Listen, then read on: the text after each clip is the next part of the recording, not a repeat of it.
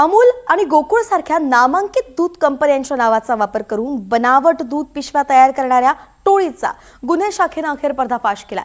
दहिसर पूर्व परिसरात कारवाई करून पोलिसांनी 4 आरोपींना अटक केली आहे आणि या कारवाईत 470 लिटर दूध, 13,000 बनावट रिकाम्या पिशव्या आणि पिशव्या तयार करण्याची मशिनरी असं अन्य साहित्य सुद्धा एकूणच 10,79,750 रुपयांचे ते सगळं जप्त केलेलं आहे।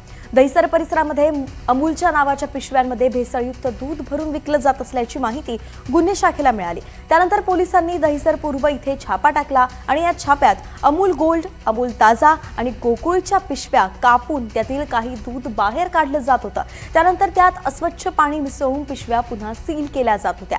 या पिशव्या अस्सल दूध असल्याचं भासवून विक्रीसाठी तयार केल्या जात होत्या। पोलिसांनी भेसळयुक्त दूध आणि त्यासाठी वापरलं जाणारं साहित्य सगळं काही ताब्यात घेतलंय।